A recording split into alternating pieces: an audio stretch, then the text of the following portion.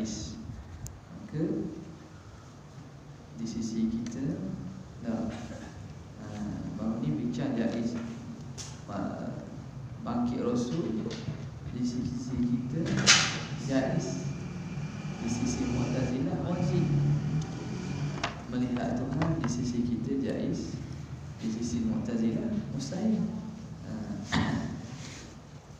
Maka dibincang pula berkaitan dengan melihat Allah Subhanahu wa taala. Wa hiya taqa'u lil mu'minina fid daril akhirati. Melihat Allah itu berlaku bagi orang mukmin di negeri akhirat dengan dalil daripada Quran hadis. Wujuhun yawma idzin nadhiratun ila rabbiha nadhirah. Innakum satarawna rabbakum kama tarawna al-qamara lailatal badri hal tudaruna fi ru'yatihi. Jadi ahli sunnah berpegang dengan nas zahir Quran dan juga hadis bahawa melihat itu akan berlaku melihat Allah kepada orang mukmin. La lil kuffar ittifaqan, tidak kepada orang kafir secara ittifaq. Kerana Tuhan sebut dah innahum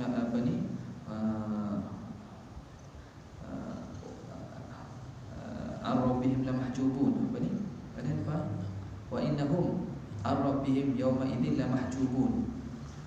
Jadi orang kafir akan terhijab daripada melihat Allah Ta'ala. Itu sepakat. Wala lil munafiqina 'ala as-sahih, dan juga tidak bagi orang munafik di atas kaul yang sahih. Orang munafik pun tidak dapat melihat. Kenapa? Atas kaul yang sahih. Maknanya muqabil ni ialah kaul dhaif, mengatakan orang munafik ni boleh melihat sekejap lalu lepas tu baru Tuhan hijab. Melihat sekejap sebab apa? Sebab munafik ni bila dapat melihat tiba-tiba dihijab daripada nikmat, itu lagi azab daripada tak tengok langsung. Apa? Boleh tengok sekejap lepas tu terhijab daripada nikmat, itu lagi azab daripada tidak boleh melihat secara langsung pada awal. Jadi kalau Tuhan kata orang munafik Tuhan boleh tengok sekejap, lepas tu Tuhan hijab tak boleh tengok. Sebab apa? Nak memberatkan lagi azab tu, nak jadi berat. Macam orang yang tak boleh nak jumpa dengan orang-orang, nak contohnya nak jumpa kekasih dia ke apa, tengok sekejap lepas tu terhijab, itu sangat menyakitkan dan sangat menjadi seksa kepada seseorang. Lain dengan tak pernah tengok, tak pernah tengok. Ataupun kita rasa itu melihat. Lagi itu contohnya orang tak pernah makan makanan orang sedap, tak pernah makan durian, lepas tu dia suka. Tak pernah durian, dia makan sekali sedap, lepas tu dia terhalang daripada makan durian. Jadi seksa daripada orang tak pernah rasa durian. Tidak pernah rasa kan dia, tak ada fikir. Tapi bila dia boleh rasa, lepas tu terhijab, itu lagi azab bagi dia. Tapi kalau yang lah, kalau yang sahihnya tak boleh tengok juga lah. Wa amma fi darid dunya fala taqa'u. Adapun di negeri dunia ini, maknanya kat dunia ini tak berlaku melihat Allah kat dunia. Naam, istidrak bagi tak berlaku itu. Waqa'at li nabiyina alaihi salatu wassalam. Berlaku ru'yatullah bagi nabi kita sahaja. Lailatul Isra' ala rajih, atau kau yang rajih. Maknanya marjuhnya, sebagaimana pendapat sebahagian kecilnya, kata Nabi tak tengok juga Tuhan. Anna arahu nurun fa anna arahu. Cahaya yang begitu terang, bagaimana aku nak melihat? Jadi Aisyah antaranya, dia kata Nabi tak tengok Tuhan pada malam Isra'. Man qala anna Muhammadan ra'a rabbahu faqad a'zama 'ala Allahi fayriyah. Siapa yang mengatakan Muhammad melihat Tuhannya, maka dia telah membuat dusta yang besar. Itu pandangan dia lah. Sahabat-sahabat lain tidak, Ibnu Abbas kata melihat. Jadi ini khilaf lah. Khilaf, cuma ahli sunnah mengisbatkan melihat atas kau yang rajih, Nabi melihat Allah Ta'ala pada malam Isra dengan tanpa kaifiyat. Wa minhu an yunzara bil absari lakin bila kaifin wala hisari lil mu'minina idh bija'in uliqat hadha wa lil mukhtari dunya thabatan. Dalam Jawharah kita baca dulu kan. Jadi wa minhu an yunzara bil absar, antara perkara jaiz bahawa dapat dilihat Allah dengan mata, lakin bila kaifin wala hisar, tapi tanpa kaifiat yang tertentu seperti dunia, dan tanpa ada sekatan dan had hudud antara ra'i dengan mar'i. Berlaku kepada mukmin kerana dalilnya Allah Ta'ala ta'liqkan melihat itu dengan perkara jaiz. Bila Nabi Musa minta Rabbi arini anzur ilaih, qala lan tarani walakin anzur ila al-jabali fa in istaqarra makanahu fasawfa tarani. Maka istiqrarul jabal jaizun. Jadi itu dita'liq ru'yah 'ala istiqraril jabal. Maka ta'liq sesuatu atas perkara yang jaiz, maka benda yang dita'liqkan itu juga jaiz. Itu antara istidlal ahli sunnah wal jamaah. Melihat Tuhan hukumnya jaiz di dunia dan di akhirat. Tapi kat dunia tidak berlaku kecuali bagi Nabi saja. Ada hikayat dia tanya Syekh, orang tanya pada Syekh Abdul Qadir Jalil, dia kata bagaimana, kenapa kita tak tengok Tuhan kat dunia? Dia kata mata ini dunia ni fana. Al-basar, basar, penglihatan kita kat dunia ni, penglihatan basar kita fana. Bagaimana perkara yang fana boleh melihat Allah yang baqa? Tapi ke akhirat kita kekal baqa. Allah Ta'ala yang mengekalkan kita, melihatkan kita di akhirat tu baqa. Jadi layaklah melihat Allah Ta'ala yang baqa. Tapi kat dunia ni kita dan mata kita ni fana. Benda yang fana bagaimana mampu melihat yang baqa? Jadi selain daripada Nabi tak berlaku kat dunia. Nabi SAW saja minta. Sayyidina Musa nak minta tengok Allah Ta'ala, apa tak boleh tengok? Tak boleh dengar je. Nabi Muhammad tak minta, Tuhan beri. Tuhan beri melihat. Nabi tak minta. Waqila ra'ahu bi'aini qalbihi faqat. Satu pandangan, ini dhaif, ada kata Nabi melihat dengan mata hati ni saja. Kalau melihat mata hati ni tak ada masalah lah. Sebab bukan mata ni dah hak melihatnya dengan mata lendir. Cerita mata lendir. Bahkan hai'ah melihat Allah Ta'ala pada hari akhirat bukan dengan mata saja, seluruh tubuh. Berdasarkan hadis syafaat yang masyhur, melihat manusia melihat Allah Ta'ala dengan seluruh tubuhnya. Allah Ta'ala bagi kekuatan, bukan dengan sekadar mata lendir. Wa man idda'aha mimman siwahu fahuwa dhallun mudillun. Barang siapa yang mendakwa melihat Tuhan ketika jaga ni selain daripada Nabi, orang itu sesat lagi menyesatkan. Masa jaga dia kata dia tengok Tuhan. Jumpa dah Tuhan. Jumpa Tuhan. Orang itu dia tu sesat lagi menyesatkan orang. Tak boleh lah kalau ada dakwa gitu dengar. Sonai kata dah, orang dakwa tu sesat lagi menyesatkan orang. Kaifa waqad muni'a minha Musa kalimullah. Bagaimana boleh berlaku padahal terhalang, dihalang daripada ru'yah itu akan Sayyidina Musa alaihissalam. Musa itu kalimullah, Nabi yang Tuhan berbicara langsung. Dia dapat dengar sifat kalam Allah. Tapi dia sendiri pun bila minta Tuhan tak boleh tengok. Dah ni orang biasa pula. Pakai luar pendek kata jumpa Tuhan. Isteri pada dogo kata jumpa Tuhan. Jadi pelik Nabi Musa pun tak boleh. Anugerah tu tak boleh di dunia. Lakin hadza innama huwa fil yaqadati. Ini ketika sedar, ketika jaga. Amma fi naumi faqad taqa'u. Adapun ketika tidur boleh jadi, maka berlaku. Boleh berlaku lah. Bahkan diriwayatkan beberapa kata athar yang dengan sanad yang sahih jugalah. Ibnu Taimiyah kata boleh berlaku. Ibnu Taimiyah sendiri boleh berlaku ketika tidur, melihat Allah ketika tidur.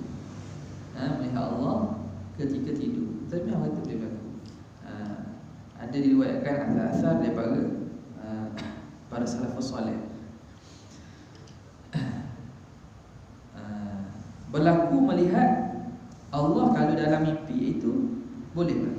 Wa qad idda'a ba'du sufiyyah, dan telah mendakwa sebahagian ahli sufi annahu ra'a rabbahu fi manamihi, bahawa dia melihat Allah pada ketika tidur ni.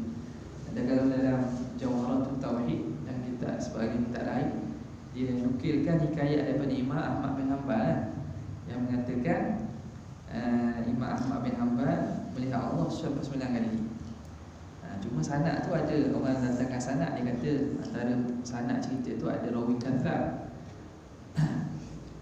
Tapi dalam riwayat lain ada, ni anda baru dengar pada Syekh apa nama tu, Hadis Iskandariyah, nama apa? Abdullah Al-Qahtani. Dia kata cerita tu riwayatkan oleh anak dia, Abdullah bin Ahmad. Dalam bila diterjemahkan, dia riwayat cerita tentang biodata ayah dia riwayat cerita. Cuma riwayat terjemah bagi Imam Ahmad oleh anak dia tu anda tak jumpa ke lah. Tapi katanya dia sendiri cerita. Tapi benda ni masyhur ada dalam kitab-kitab dalam Jawharut Tauhid, Tuhfatul Murid, syarah dia pun disebut sini tak bawa ni. Tapi maknanya kita tengoklah, maknanya kalau sanad tu sah-sah lah. Tapi bukan itu yang mengatakan boleh melihat Tuhan. Benda ni boleh kata benda yang jumhur mengatakan memang boleh lihat Tuhan dalam tidur, dalam mimpi. Cuma kisah mengenai Imam Ahmad tadi, dia melihat Tuhan 99 kali. Dia kata in ra'aitahu tamamal mi'ah la as'alannah. Kalau aku melihat kali ke-100, aku akan tanya Tuhan. Lalu takdirnya dia lihat kali ke-100 pun dia tengok Tuhan. Dia tengok Tuhan. Dia tanya, Maulaya ayyu syai'in amma afdalu ma yataqarrabu ilaika al-mutaqarribun. Apakah amalan yang terbaik yang boleh mendekatkan diri seseorang kepada kamu? Jadi Allah Ta'ala jawab, tilawatu kalami, membaca kalamku. Imam Ahmad tanya lagi, bifahmin atau bighairi fahmin, baca dengan faham ke dengan tidak faham? Maka Allah Ta'ala jawab kata, ya Ahmad, bifahmin atau bighairi fahmin. Sama ada faham atau tak faham, satu baik. Tak kira lah faham tak faham. Okay. Maka itu berlaku. Kisah ni masyhur lah diriwayatkan. Ada seorang tu, Ustaz Hanif Penang, dia bawa cerita ni kan. Lepas tu masa tu dia beli rock, situlir rock depan orang majlis. Dia kata mana boleh buat cerita ni, tak sana nak sebut sana. Dia kata cerita ni boleh tidak diketahui betul, ini boleh merosakkan. Padahal disebut dah, Ustaz ni sebut dah, dia dah dalam kitab ni. Idza asnadta faqad barita. Bila kita sanadkan, besar oranglah cek dirilah sanad ni dah. Dia kata dah riwayat dalam ini cukuplah. Cek sendirilah. Bila kita sebut dah daripada rujukan, tengok sendiri lah. Huraian tidak rok secara ilmiah pun dia kata ambil mana soalan biasalah. Orang-orang Wahabi ni gitu musyrik. Dia tak tahu pun. Dia kata dah ni mana? Betul tak? Betul ke tak? Tu bukan jawapan. Tak betul pun cek lah. Nampak tak? Jadi yang jadi peliknya dalam majlis tu, depan-depan dia boleh komen gitu. Tak pelik lah. Tapi kita tak pelik dia. Ustaz ni muda, dia tua. Tapi kita dengar lebih ada orang tua-tua mana. Dia tak kira orang. Tak pelik lah depan orang ramai. Jatuh hari muka orang buat gitu.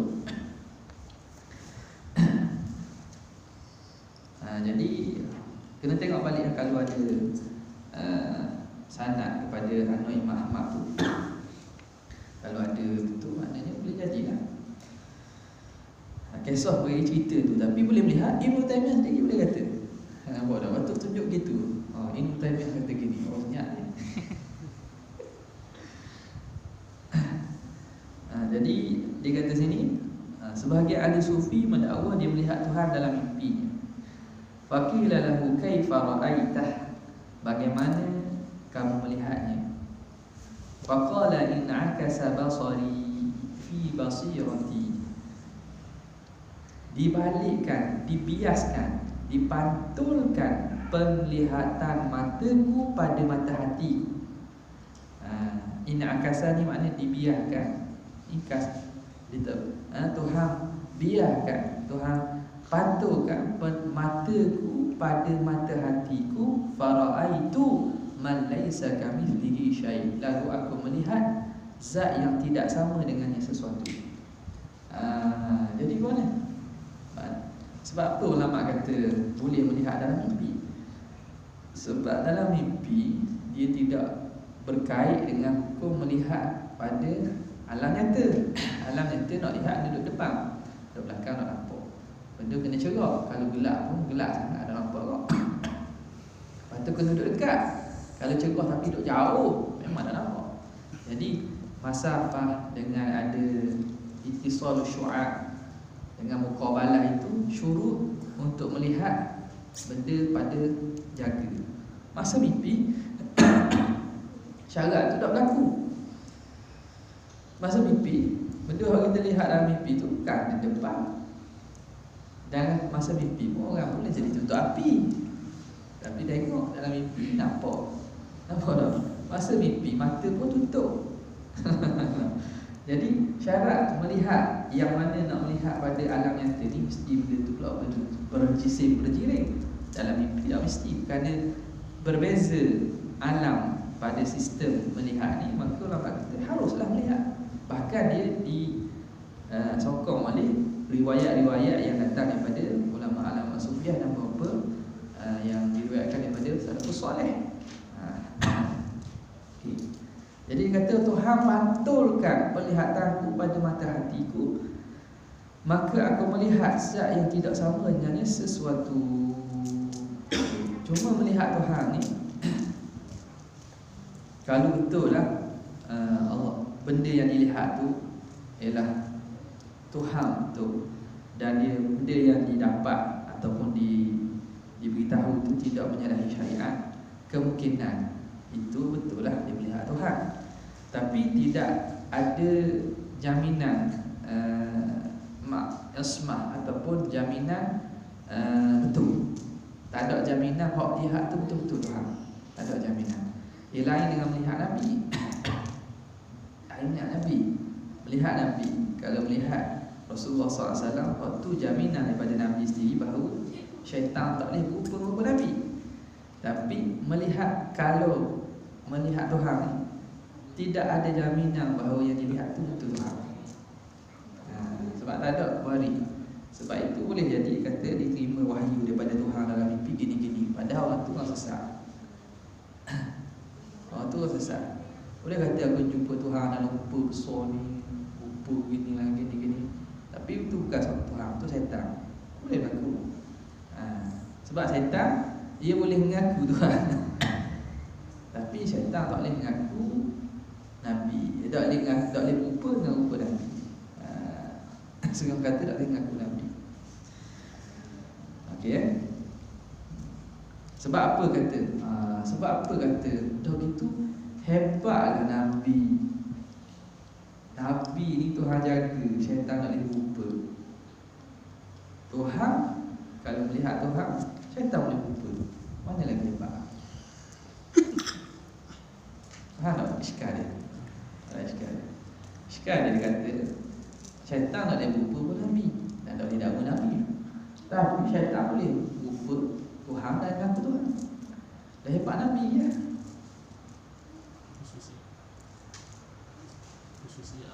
Besar Nabi tu Tuhan. Khususnya dalam besar Nabi tu Tuhan.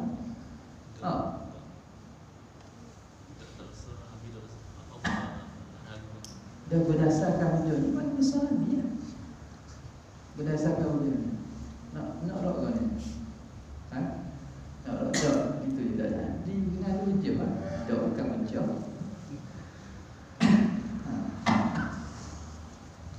Nampak tak? Jadi orang iskal kata betul hebat Nabi lagi ya pada orang. Sebab syaitan tak boleh dengan Nabi, tak boleh mengaku Nabi. Tapi syaitan boleh mengaku Tuhan. Jawab kan? Ulama kata antara sebab syaitan tak boleh berjumpa dengan Nabi, tapi tak boleh dakwa Nabi, tapi syaitan boleh dakwa Tuhan. Kerana apa? Kerana nak mengenal Tuhan ni tak perlu kepada rupa. Kerana Tuhan tidak berupa. Adapun Nabi, Tuhan nak jaga daripada bertukarnya ataupun terfitnah dengan sebab kerana Nabi ni manusia, ada rupa, ada jasad. Maka syaitan boleh berupa lah dengan rupa tu. Jadi Allah Ta'ala tak beri kuasa, tidak boleh syaitan berupa dengan Nabi. Sebab kalau kita boleh berupa dengan tu, maka boleh jadi orang tersyubhah. Sebab ni Nabi makhluk, syaitan makhluk juga. Dan syaitan boleh yatasyakkal, boleh berupa dengan rupa macam. Tapi kalau dia boleh berupa pun Nabi, akan syubhah. Maka untuk menjaga daripada berlaku syubhah itu, tidak boleh syaitan berupa Nabi. Ada pun Tuhan, tak ada masalah. Sebab Tuhan tak ada rupa. Nah, Tuhan, syaitan buat rupa benda pun orang ada akidah memang tak akan percaya tu itu Tuhan. Maka tak perlu kepada penjagaan sebagaimana Allah Ta'ala nak jaga pada Nabi sallallahu alaihi wasallam. Jadi iskal afdaliyah tak ada iskal. Sebab orang mukmin tak akan percaya dah kalau syaitan rupa ni bukan Tuhan. Tapi kalau syaitan rupa dengan Nabi, boleh jadi tukar. Ni Nabi sungguh ke syaitan? Sebab tu Allah Ta'ala tak beri syaitan untuk rupa dengan rupa Nabi. Dia khusus pada Nabi Muhammad ni Nabi tu. Kata Nabi Muhammad. Ustaz, kalau dia guna dalih dari rupa dengan Nabi, contoh lawan yang saya meninggal rumah, dia kata kalau dengan Nabi kalau dia rupa, aku telah dengan Tuhan. Kalau Nabi kalau dia rupa, aku telah dengan rupa dengan Tuhan. Dan itu dah bukan nak kata itu dah akal dah. Sebab ada orang mengaku rupa mai kau dalam mimpi mengaku Tuhan ada. Nampak tak? Syaitan mengaku Tuhan ada, ayat syaitan. Manusia mengaku Tuhan ada. Jadi masalahnya kalau mengaku, adakah boleh berlaku dari segi jahilnya harum? Kenapa tidak seperti Nabi? Nabi tak boleh berlaku. Sebab tadi lah. Kerana kalau syaitan rupa Tuhan, orang beriman takkan percaya itu Tuhan. Lain dengan kalau rupa Nabi. Sebab itu Tuhan halang daripada syaitan rupa Nabi. Ya.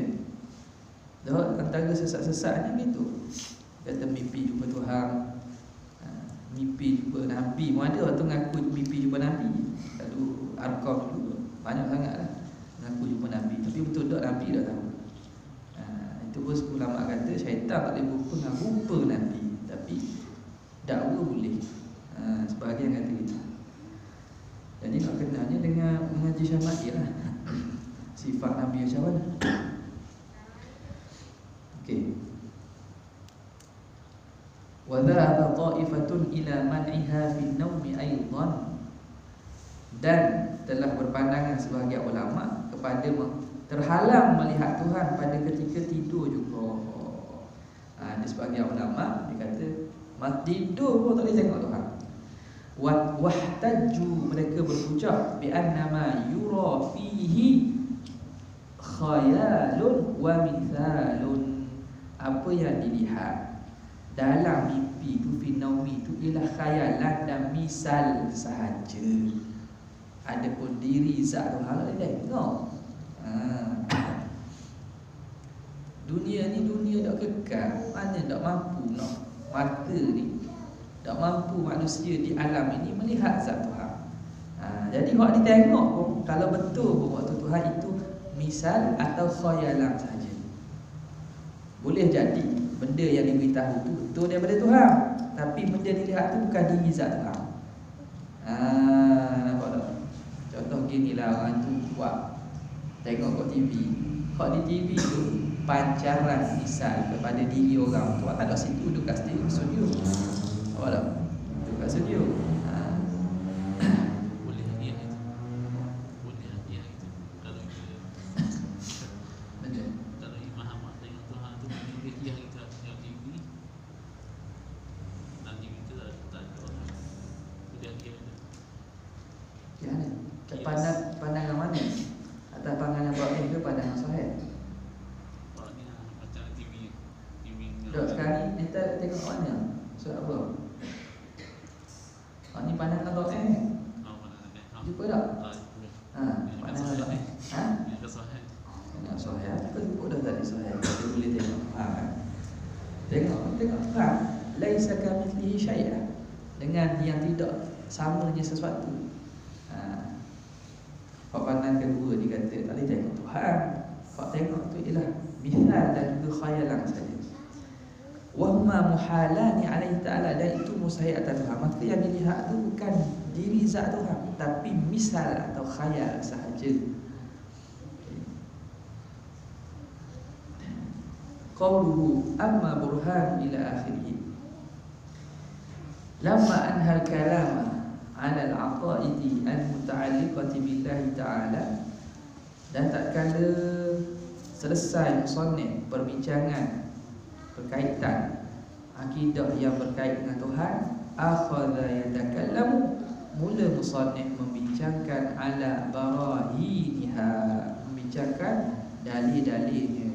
Jadi kitab surah kita ni bahagian pertama disebut perkara akidah secara umum.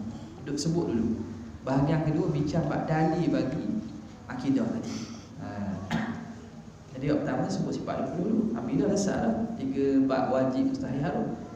Bahagian kedua ni bincang dalil bagi hak wajib tadi. Dan harus serta jaiz tadi. Maka mulalah musannif bincang tentang barahiniha, burhan dia, dalilnya, ala tartibis sabiq, mengikut turutan yang telah lalu. Lakin burhan kulli sifatin lakin burhan kulli sifatin yuthbituha wa yanfi diddaha. Tetapi burhan setiap dalil bagi setiap sifat, yuthbituha, mensabitkan sifat itu, wa yanfi diddaha, dan menafikan lawannya. Jadi cara dia burhan, contoh wujud. Burhanun amma burhan wujud ta'ala fa huduthul alam. Maka burhan, dalil bagi wujud Tuhan, itu dalil bagi sifat wujud, dan dalil menafikan. Dia juga dalil menafikan lawan wujud.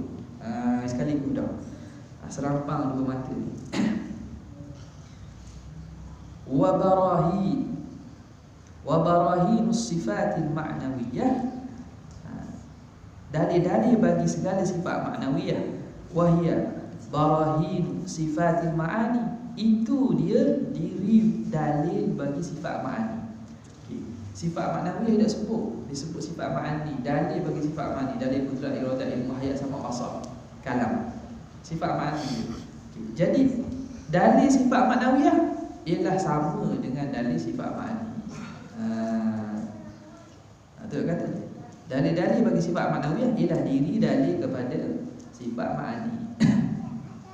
Wa min huna yu'lam, dari sini diketahui, anna burhanal wujudi yuthbituhu wa yanfil adama. Dalil bagi wujud mensabitkan sifat wujud dan menafikan adam, lawan bagi wujud. Wa burhanul qidami yuthbituhu wa yanfil hudutha. Dalil bagi qidam mensabitkan sifat qidam dan menafikan lawan, iaitu hudus. wa hakadha ila akhir sifatis salbu. Begitulah sehingga akhir sifat-sifat salbiyah. Wa anna burhan al-qudrati yuthbituha wa yanfi diddaha. Burhan dalil kepada kudrat mensabitkan sifat kudrat dan menafikan lawan kudrat, iaitu ajz. Wa yuthbitul kauna qadiran, dan dia mensabitkan juga maknawiyah tu, mensabitkan kaunuhu qadiran wa yanfi diddahu, dan menafikan kaunuhu qadiran, dan menafikan lawan, menafikan lawan kaunuhu qadiran, iaitu kaunuhu ajizan. Wa burhanul iradati yuthbituha wa yanfi diddaha wa yuthbitul kauna muridan wa yanfi diddahu wa hakadha ila akhiriha. Begitulah sehingga akhirnya. Walidzalika lam yata'arrad al-musannifu li barahinil adadi. Kerana itu musannif tidak menyebut bagi dalil-dalil bagi lawan sifat, tak sebut dah. Dalil bagi mustahil tak sebut dah. Disebut dalil wajib. Sebab apa? Bila sebut dalil wajib dia sendiri menjawab bagi mustahil. Wala li barahinil ma'nawiyah. Begitu juga musannif tidak sebut dalil-dalil bagi sifat ma'nawiyah. Sebab apa? Sebab dipahami pada sifat ma'ani dah. Ya. Wal burhan ma'khudhun minal barhi wallahu a'lam.